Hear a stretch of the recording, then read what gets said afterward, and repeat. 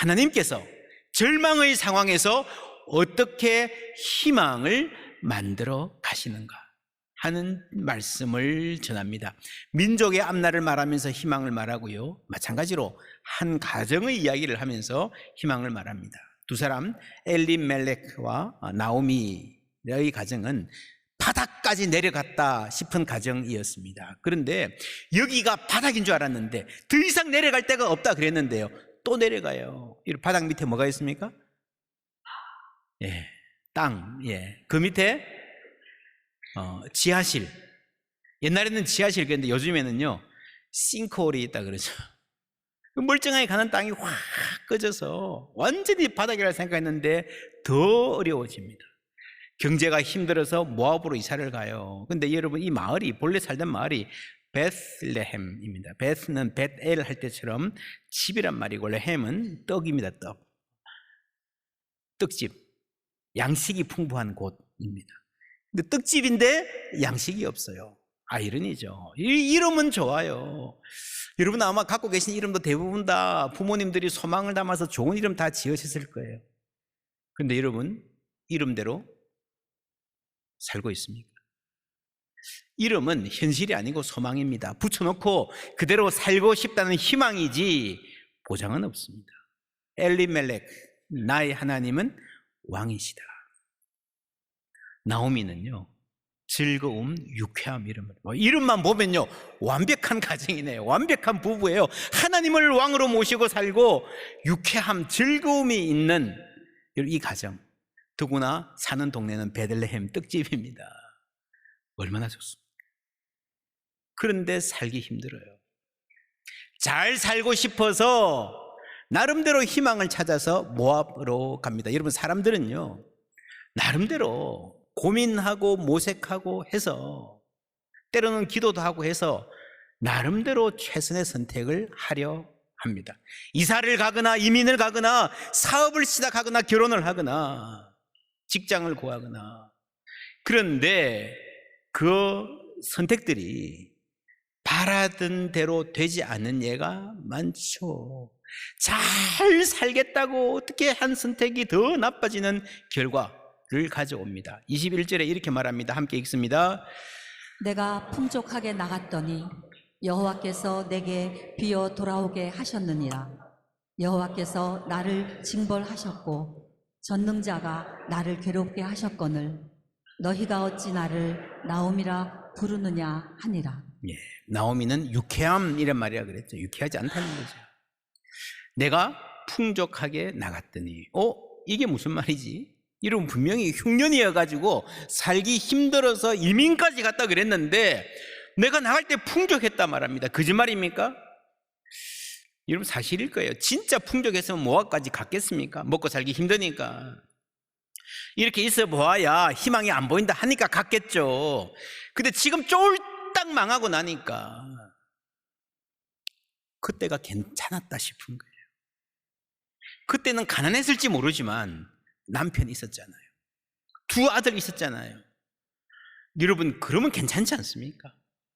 나도 아직 젊어요. 먹고 살 수 있어요. 산 입에 거미줄 치겠냐, 그런 자신감이 있어요. 여러분, 얼마나 가난해야 가난합니까? 어떤 분들은 그렇게 말해요. 빚 없으면 부자야. 공감하시는 분들 계실 겁니다. 어떤 분은요, 빚이 좀 있어도 가족들 다 건강하면 여러분 그게 부자야 라고 말하는 사람 있을 겁니다. 벌 수 있잖아요. 회복할 수 있잖아요. 오늘 우리 장애인 주일로 지키는데 집에 환자가 있어도요, 장애가 있는 가족들 입장에서는 그냥 별일 없이 살아가는 가정들, 누가 좀 아파도 고생 좀 하면 회복되고 태어날 가능성이 있는 집안이 얼마나 부럽겠습니까? 그러는 동안에 첫 아들이 죽고 둘째 아들도 죽습니다. 여러분, 남자들이 다 죽었다는 것도 충격이지만 이때 기준으로 대를 이을 후사가 없이 세상을 떠났다는 것은요, 상상하기 힘든 나락의 가정이 떨어진 거예요. 그때 이런 말을 듣습니다. 6절 말씀 함께 읽습니다. 그 여인이 모압 지방에서 여호와께서 자기 백성을 돌보시사 그들에게 양식을 주셨다 함을 듣고 이에 두 며느리와 함께 일어나 모압 지방에서 돌아오려 하여 파카드, 돌아보신다. 이 말 2주 전에 종려주일 때 상세히 설명했습니다. 찾아오신다, 돌보신다라는 말인데 요셉이 유언했죠. 하나님은 여러분을 찾아오실 것입니다. 모세를 통한 출애굽, 그리고 이게 멀리는 예수님의 구원을 말하는 단어다라고 했습니다. 동시에 우리의 일상적인 소원, 기도 제목, 사라에게 하나님이 찾아오셔서 돌보셔서 아기를 주셨다, 백성에게 양식을 주셨다라고 할 때 쓰는 말이었습니다. 자, 이 말을 그냥 액면 그대로 보면요, 하나님이 우리에게 경제적인 어떤 회복을 주실 때에, 안 되던 사업 펴주실 때에, 지금까지 안 돌보고 계시다가 이제야 그게 참 배고프겠네, 아직 살아있나? 이제 좀 슬슬 돌봐 줄까 하신 건가? 여러분, 그게 아니에요. 여러분, 여기서 성경 자체의 목소리로, 성경의 정연으로 하나님이 돌보시기 시작하셨다라는 것이 아니고요, 사람들이 그렇게 말하고 생각하고 있었고 그런 소문을 들었다라고 말하는 거예요. 사람들이 그렇게 생각했다는 거예요. 여러분, 모든 사람들은요, 하나님을 믿어도 자기의 생각 안에서, 자신의 수준, 자신의 경험, 그 문화적 전제 혹은 편견 안에서 하나님을 생각합니다. 말하자면 나름대로의 신학이 있는 거예요. 신학교 안 다녀도 하나님에 대한, 하나님은 이런 분이야 라는 나름의 신학이 있는 거예요. 나오미의 신학, 하나님은 어떤 분인가? 13절에 보면요, 여호와의 손이 나를 치셨으므로. 그 다음에 21절에 보면요, 여호와께서 나를 징벌하셨고 전능자가 나를 어떻게 하셨다? 괴롭게 하셨다. 내가 이렇게 힘든데 하나님이 나를 치시고 공격하시고 괴롭게 하셨다. 그러면 여러분 어때요? 하나님 이러면 어떤 느낌이 들어요? 피하고 싶어요. 여러분, 학교 선생님들 아시죠? 아이들이, 선생님이 아이들 만나면 늘 야 너 왜 그래 지적하고 뭐 쥐어받고 그러면 아이들이 어때요? 슬슬 피해요. 선생님 얼굴도 안 볼라 그래요. 교실에 앉아 있는 거 보면요, 다 웬만큼 보입니다. 저도 여러분 이렇게 앉아 계신 거 보면 웬만큼 보입니다. 여러분, 성경에 보면요, 환난 날에 여호와께 피하라 그랬어요. 여호와께 피하면 사는 줄 믿습니다. 근데 나오미는 여호와를 피하고 싶어요. 믿음이 완전히 바닥에 떨어진 겁니다. 엘리멜렉, 뭡니까? 나의 하나님이 왕이시다. 여러분, 하나님 우리의 왕이었다가 아니었다가, 우리를 다스리셨다가 안 들으셨다, 그게 아니고요, 언제나 우리의 왕이신 줄 믿습니다. 쉬지 않고 돌보시는 거예요. 이스라엘을 지키시는 자는 졸지도 주무시지도 아니하시는 줄 믿습니다. 그래서 우리 생각에는 그래요. 하나님 우리를 찾아오셨다, 돌보셨다, 계속해서 취직시험에 떨어졌다가 이제 합격했다, 계속 사업 힘들다가 이제 좀 허리 펴게 되었다, 하나님이 이제야 돌보시기 시작했다, 그게 아니고, 지금까지 우리를 계속해서 무관심하게 내버려 두셨다는 게 아니고요, 하나님은 처음부터 끝까지 언제나 우리를 돌보시는 줄 믿습니다. 양식이 부족한 가운데도, 임신을 아직 못하고 기다리는 가운데도. 그래서 여러분, 여기 지금 돌보신다란 말이 나오기 때문에, 이거 왜 우리는 임신 못하지라고 하는 그 기막힌 탄식이 여기에 그 이야기 속에 깔려 있는 거예요. 그렇죠? 왜 우리 집에는 아기를 안 주시지? 왜 우리는 돌보아 주시지 않는 건가 하는 이 쓰라린 질문이 있는 거예요. 룻기는 바로 이런 질문을 다룹니다. 그리고 새로운 답을 얻게 합니다. 하나님은 어떤 분인가? 하나님은 언제나 변함없는 은혜의 하나님이신 줄 믿습니다. 언제나 잊지 않고 우리를 돌보시는 하나님이신 줄 믿습니다. 그 하나님을 만나면요, 바뀌는 거예요. 사람이 바뀌는 거예요. 저 어릴 때부터 교회를 다니면서 룻기 설교를 많이 들었는데 그런 설교들이 많았습니다. 이스라엘을 떠나지 말아야 했는데 그 믿음의 자리를 떠나서 벌받았다. 이런 식의 해석이 틀렸다라고 딱 말하기는 좀 부담이 되지만, 성경의 강조점이 여기에 있지 않다는 것은 분명합니다. 성경 읽어보세요. 여러분, 왜 떠났냐, 그러니까 망하지, 그런 말 안 해요. 여러분, 그게 잘했다는 말이 아니고요, 성경의 관심이 거기에 있지 않다는 거예요. 여러분, 우리가 살다 보면 힘든 일도 생기고 어려운 일도 만납니다. 뭐 사업이 잘 될 때도 있지만 망할 때도 있어요. 근데 그 모든 일에 사사건건 이거 잘못했고 그래서는 안 되고 그건 하나님의 뜻이 아니었고 그때 결정을 잘못했고, 그리고 그렇게 말하면 어떻게 살겠습니까? 그때 이사 가지 말았어야 돼. 그때 여기에 집 사지 말고 저기 다른 데 투자했어야 돼. 그때 아이들 이 공부 아니고 다른 전공 시켰어야 돼. 그때 좀 힘들어도 유학 보냈어야 돼. 어떤 집은요, 그때 유학 안 보냈어야 돼 그래요. 어떻게 합니까? 내가 이 사람과 결혼하지 말았어야 돼. 끝이 없습니다, 여러분. 후에 깊어지면요, 죄책감으로 번집니다. 여러분, 인간의 죄책감은 그냥 그대로 있지 않습니다. 죄책이라고 하는 게 너무 무겁거든요. 그것을 벗어나려고 발버둥 치다 보면 비난하게 됩니다. 당신 때문에 그랬잖아. 아빠 때문에 그랬잖아. 후회가 깊고 죄책감이 무거울수록 서로 비난하게 됩니다. 여러분, 답이 어디 있습니까? 하나님을 알아야 하는 줄 믿습니다. 룻기는 너가 이렇게 잘못했지 벌받아 이런 이야기가 아니에요. 호세아 6장 3절 말씀 함께 읽습니다. 그러므로 우리가 여호와를 알자. 힘써 여호와를 알자.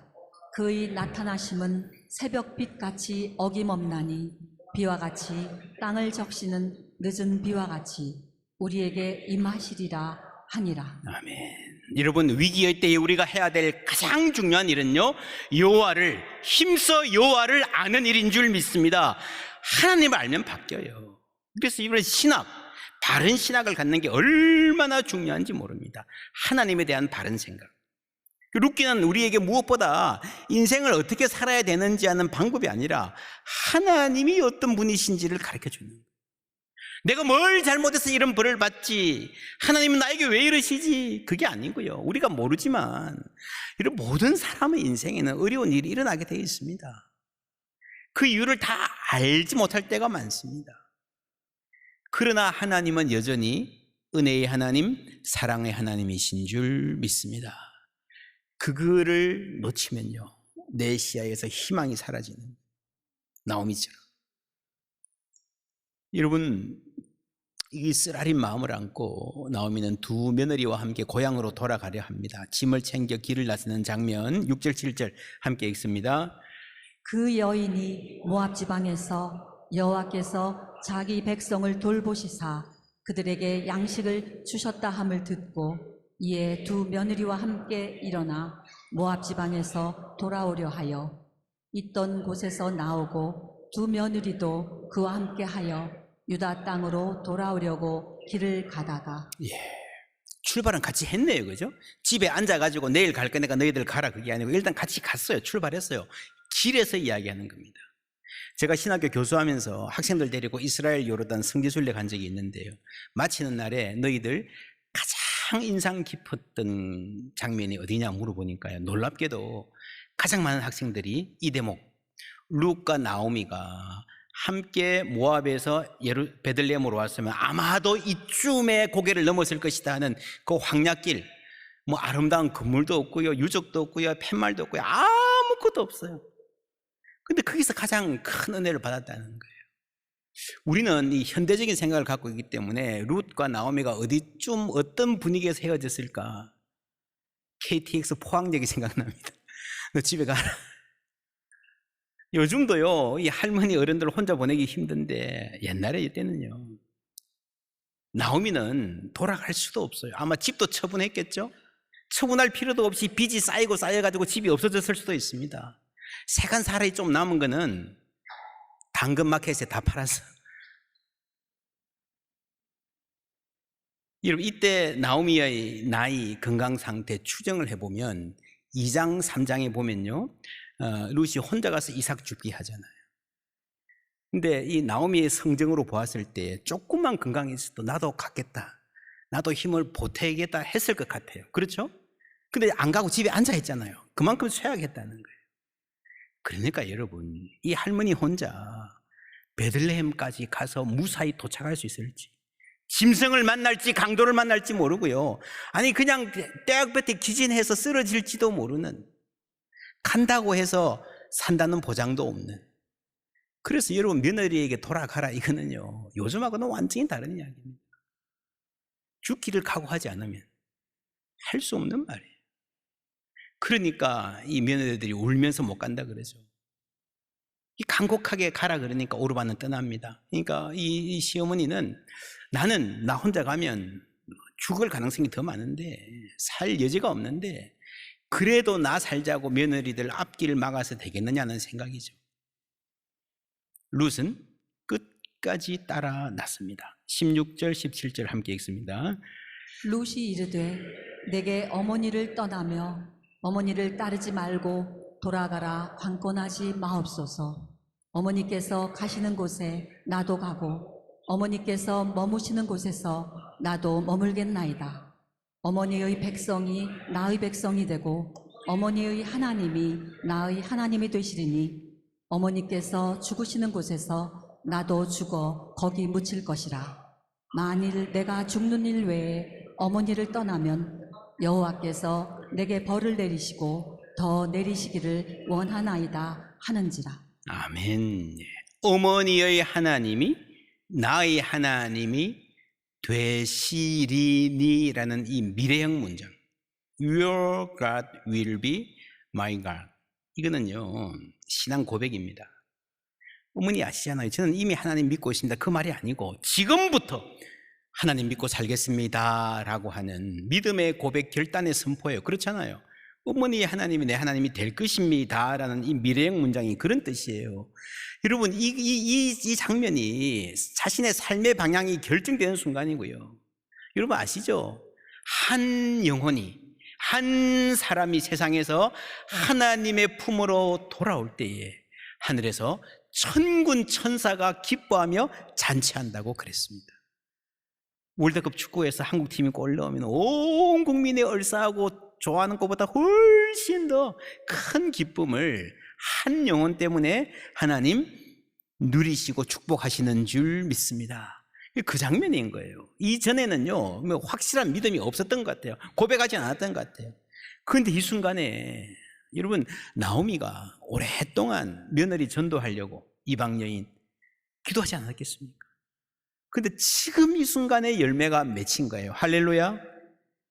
그리고 이 룻은 내가 살고 죽는 것은 하나님께 달려있다는 것을 알고 고백하는 거예요. 전적으로 하나님께 믿고 이제 새로운 세계로 들어서는 겁니다. 믿음의 세계로. 그 신앙 고백 앞에서 나오미는 승낙할 수밖에 없었습니다. 여러분 룻이 어떻게 이런 믿음을 갖게 되었을까요? 나오미를 통해서죠. 나오미가 강요는 안 했을지언정 나오미의 신실한 삶과 믿음, 기도하는 삶 통해서 하나님이 참 신이심을 알고 이제 자신의 삶을 하나님께 의탁하는 겁니다. 여러분 지금 나오미는 믿음이 완전히 바닥입니다. 완전히 메말라 있습니다. 하나님께 희망이 있을까? 그런 생각 못 합니다. 하나님이 나를 치셨다 절망적인 소리나 하고요. 그런데 이 나오미, 이 부족하고 시원찮은 믿음의 나오미를 통해서 믿게 된 룻이 놀라운 믿음의 고백을 하는 거예요. 할렐루야. 여러분 놀랍지 않습니까? 여러분 그런 분들 계실 거예요. 자녀들 신앙을 심으려고 믿음 가르치려고 나름대로 노력했는데 시원찮아. 근데 어느 순간에요 이 자녀가 나보다 예수 더 잘 믿어요.